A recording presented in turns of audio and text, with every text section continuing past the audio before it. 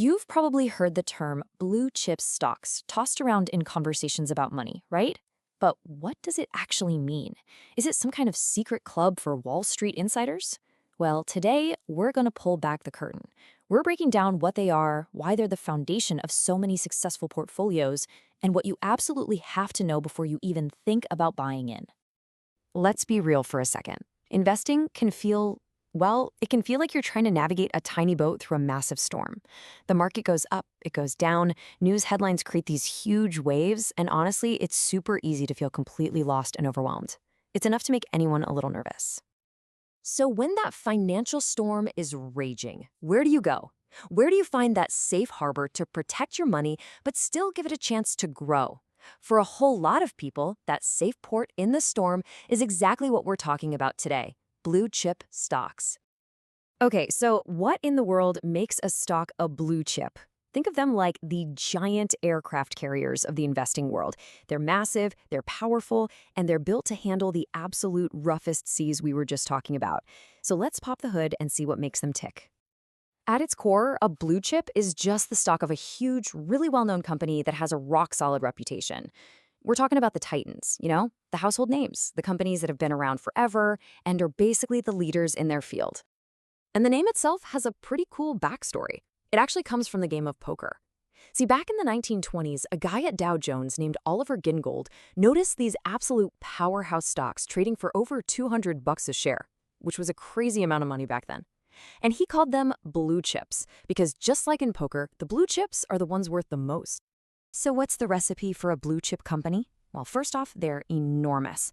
We're talking a market cap, that's the total value of all their stock, of often more than $10 billion. They're the undisputed leaders in their industry with brands you and I see every single day. They have a long history of making money year in and year out. They're not buried in debt, and here's a big one: they almost always pay out dividends, which is like a regular paycheck for shareholders. You'll find these guys filling up the major indexes, like the S&P 500 or the Dow Jones. So when you put all that together, what do you get? Their number one superpower: stability. And that raises the next big question. Why do so many investors trust these companies to be the bedrock of their entire financial plan? Want to see that reliability in action? Just look at a company like Coca-Cola.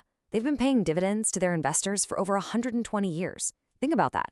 Since 1893, they've paid out profits through 2 world wars, the Great Depression, the dot-com bust, you name it.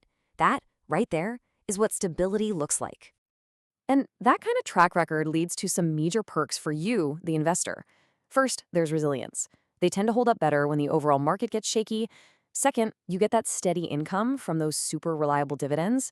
Third, they act as a solid foundation for your portfolio, balancing out some of your more adventurous, high-risk investments. And finally, their global reach means they aren't just dependent on one single country's economy. But, and I mean this is a huge but, let's not get ahead of ourselves. No investment is a guaranteed win. It's absolutely crucial that we flip the coin over and talk about the risks, because even these giants can stumble. This really lays out the fundamental trade-off, doesn't it?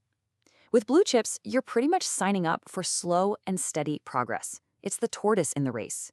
Growth stocks, on the other hand, are the hare. They're shooting for the moon with potentially massive returns. But the price you pay is risk. Blue chips are generally lower risk, and they often pay you just for owning them through dividends. Growth stocks, much higher risk, and they almost never pay dividends because every dollar is being reinvested to fuel that explosive growth. And this next point is one you really need to remember. Stable and reliable do not mean invincible. Even the biggest and most famous companies on the planet can hit a wall that they just can't get past.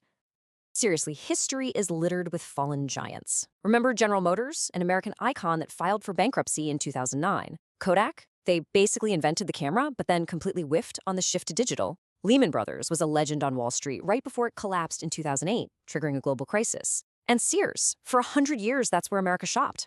Every single one of these was once considered an untouchable blue chip, and every single one of them fell hard. All right, so knowing the good and the bad, how do you actually go about this wisely? Let's switch gears and get practical. How can you add these kinds of stocks to your own investment toolkit? It really comes down to 3 basic steps. Step 1, do your homework. You've got to look at the numbers, check out their financial health, and see how they've performed over the long haul. Step 2 is to choose your method. You can buy stocks in individual companies, or you can invest in a fund, like an ETF or mutual fund, that buys a whole basket of blue chips for you. That gives you instant diversification. And that leads right into the most important rule, step 3, diversify your entire portfolio. Never, ever put all of your eggs in one basket, not even a basket filled with blue chips. So, we'll leave you with this final thought to chew on. Blue chip stocks can be an amazing foundation for building wealth over time. They offer that stability we all crave. But you have to ask yourself the big question. Is their slow, steady pace going to be enough to get you to your financial goals on your timeline? And that, my friends, is a question only you can answer. Don't forget to subscribe to the channel, like the video, and click on the bell icon to turn on notifications.